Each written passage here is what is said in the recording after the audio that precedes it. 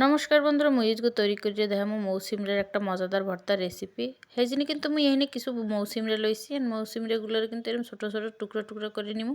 ভর্তা খাওয়ার জন্য কচি মৌসিমরে হলে বেশি ভালো হয়, আর কচি না হলে আঁশটা সুন্দর করে ফালাই লইবেন, তাইলেও হবে। এই যে দেখেন মৌসিমরে গুলো সিদ্ধ করার জন্য কিন্তু কড়াইতে জল বসাই দিছি। জলের ভিতর দিয়ে দেবো সামান্য পরিমাণে লবণ। লবণ দিয়ে কিন্তু ভালোভাবে মৌসিমরাটা ঢাকা দিয়ে সিদ্ধ করে নিমু। এই যে ঢাকা দিয়ে দিলাম।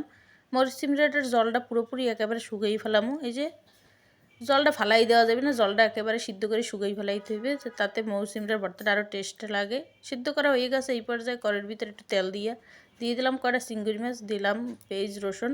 এখন কিন্তু পেঁয়াজ রসুনের সাথে মৌসিমটারে ভালো করে ভাজিয়ে নিমু।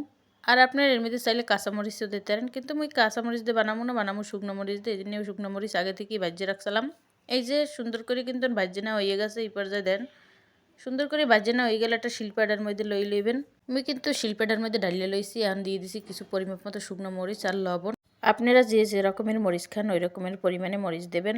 আর এই ভর্তাটা যখন বাটবেন, এই মৌসিমটার ভিতরে একটা পর্দা থাকে, ওইটা কিন্তু ফালাই দেবেন, কারণ ওইটা থাকলে আর বাটা যায় না ভালোভাবে। এই দেখেন এইগুলো পর্দা বেরোইছে, ফালাই দিছি।